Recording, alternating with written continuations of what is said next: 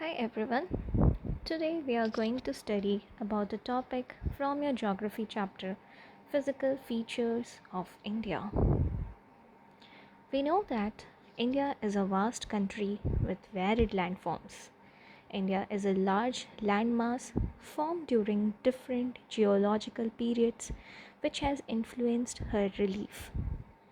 Earth scientists have attempted to explain the formation of physical features with the help of some theories based on certain evidence. One such theory is the theory of plate tectonics. No one knows how exactly India was formed. However, scientists had several theories which try to explain the process. One such theory is the theory of plate tectonic. In the image, you can see different figures. These are all continents. All the continents are built on landmass and they have their own landmass. Once, this continent was on a single landmass, but over the time started moving.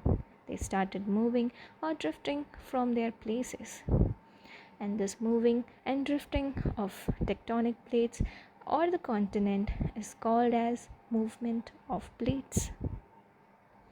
The earth crust is formed out of 7 major and minor plates. When the plate moves, they cause disturbance in the continental crust. When plate moves, it leads to different activities, and those activities are folding. These foldings are created when two or more of Earth tectonic plates are pushed together due to colliding and compressing. Next is faulting. These faultings are formed when there is a fracture in surface due to subjection zone or transform fault. And this folding and faulting result in volcanic activities. I hope you know what is volcanic activities. The opening in the earth crust through which molten magma, gases, dust particles and other harmful material arises. It's called as volcanic activity. Now these movements are divided into 3 categories. First one is convergent boundary. These convergent boundaries are formed when two plates converge or overlap each other. As in the image, you can see the two landforms are overlapping each other. The next one is divergent boundaries. These are formed when two plates move away from each other. As in the image, you can see how the two landforms are moving away from each other. The next form is the transform boundaries. These are formed when two plates move past each other. That is, one move upward and the other downward. In the image, you can clearly see how the two boundaries are moving upward. One is moving upward and the other downward. So because of these movements of plates, the continental started drifting. But before the drifting, they were all part of single landmass called as PANGAEA. There is important thing to note down, student, that this plate movement part of your topic is very much important for your exam. Questions can be asked in the form of distinguish between or defining each topic individually. So let's move on to the next slide, that is PANGAEA. So this PANGAEA was discovered by the scientist Alfred Wegener. He discovered that Earth of the present day is made up of 7 continents and 4 or 5 oceans. But this wasn't always the case. Every several 100 million years or so, the continents are such that most of or all of the continents come together to form a single landmass called supercontinent.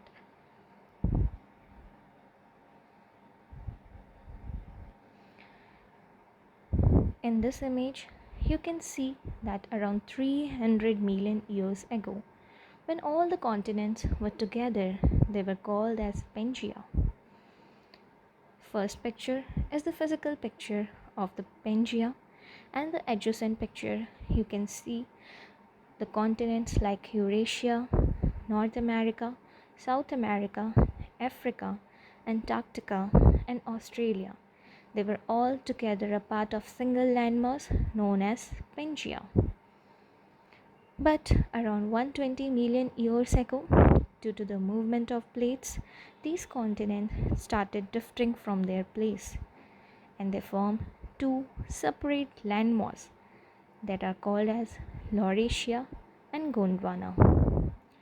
The Laurasian landmass comprises of continents like North America and Eurasia, and Gondwana land comprises of continents like South America, Africa, Antarctica, and Australia. And this is the picture of present world, where you can clearly see each continent, which were once a part of single landmass, how they converted into Laurasia and Gondwana, and now they have their own continent and own landmass.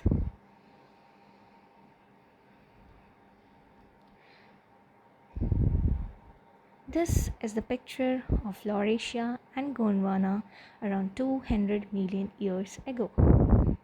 There is a fact about Gondwana that the Gondwana land, or the oldest landmass, the peninsula part, was a part of the Gondwana land. The conventional currents split the crust into a number of pieces, thus leading to the drifting of Indo-Australian plate after being separated from the Gondwana land towards north. So here are the continents that we find in Laurasia. In Laurasia we have North America, Europe, Asia. In Gondwana landmass we have South America, Africa, India, Australia, and Antarctica. So we, as a citizen of India, are a part of Gondwana landmass. But India was once a part of South African continent, but because of the movement of plates and the drifting of plates landmass, India also started moving away from South African continent, and it joined Asia or the Eurasian plate. So in the next slide we'll see formation of India. Due to this collision, the sedimentary rocks which were accumulated in the geosyncline known as Tethys were folded to form the mountain system of Western Asia and Himalayas. In due course of time, this depression gradually got filled with deposition of sediments by the river flowing from the mountains in the north and the peninsular plateau in the south. A flat land of extensive alluvial deposit led to the formation of northern plains of India. We'll see the formation of India or the drifting of Indian landmass with the help of an image. We know that India is above equator, but in the image you can see that around 71 million years ago India was completely below equator. But because of the drifting of the landmass, because of the drifting of the plates, India started moving towards Eurasian plates. Around 55 million years ago, some parts of North India was above equator, but still most part of the India was below equator.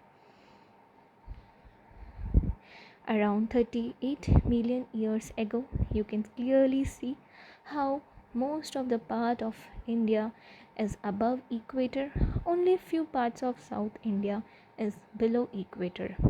And now, around 10 million years ago, India is completely above equator and it has joined the Eurasian plate.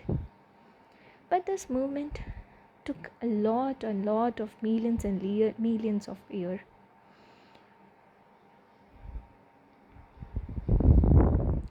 I hope now you must have understood how India was formed due to the movement of plates. So, with this, I end my video. Thank you, everyone.